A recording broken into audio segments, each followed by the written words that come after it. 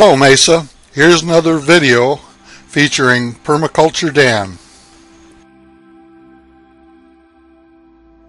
The following is an educational permaculture video presented by Warner's Tree Surgery featuring Daniel Lee Thompson at his home food forest in Gilbert, Arizona, sometime in April 2012.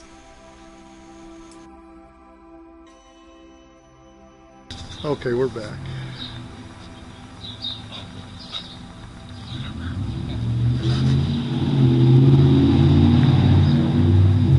Well, he likes your front yard. Oh yes, he definitely does. And he'll come, he or she'll come right up to us, right up to your face. She just whacked right through here.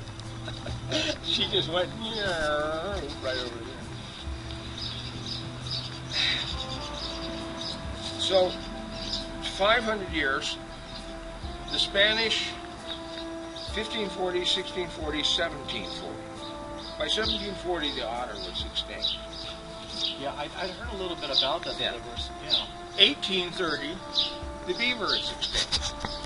The Bill Williams, the great Bill Williams mountain man, that we named the Bill Williams River after, it happened about the early 1800s, about 1838.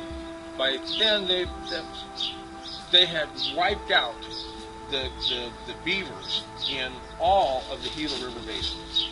There were beavers in the Gila River. Oh yeah, beavers were everywhere. They were the original hydrologists. In fact, think of this. As the Ice Age retreated, here's water, water, water. Beavers always kick their babies out of their nests. So they have to find a new place to live. Well, as territory is expanding, the hydrologic system of pond, beavers were the meadow makers. You know that? They would take a creek, dam it up, and pretty soon they would take the immediate forest apart, which made their house and home.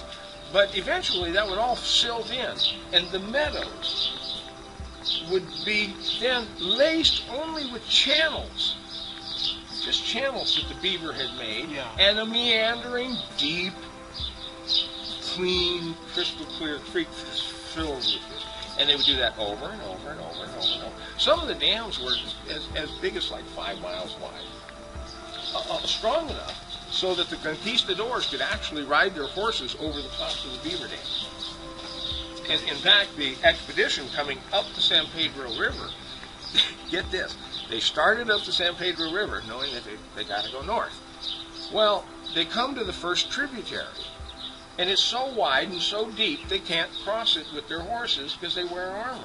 You're going to drown your horse. Not like an Indian who can swim his horse.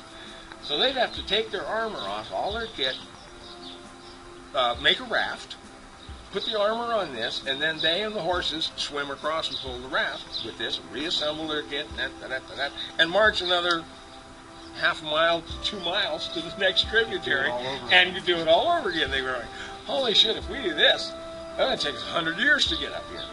You know, we've been 2 months and we've only got six crossings. So they ran up to the foothills where they could see the San Pedro, and each one of these little foothill areas was a meandering creek that they could cross on the beaver dams.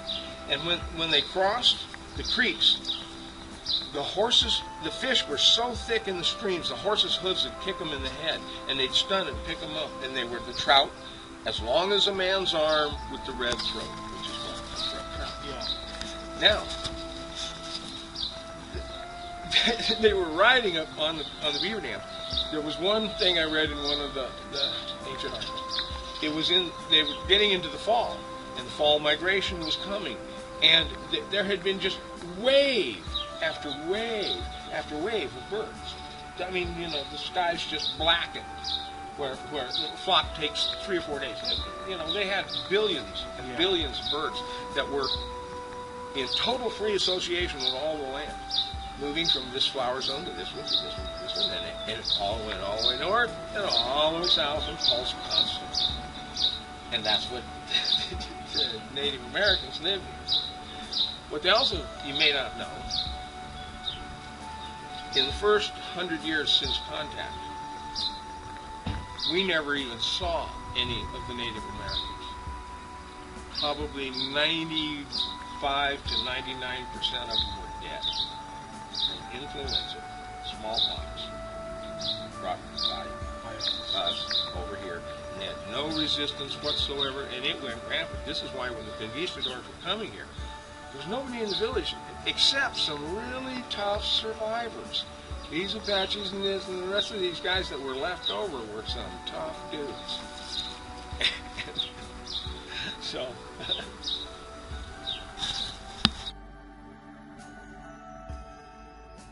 This video was made in Gilbert, Arizona. The person talking is Dan Thompson. Dan can be reached at 480-688-3335.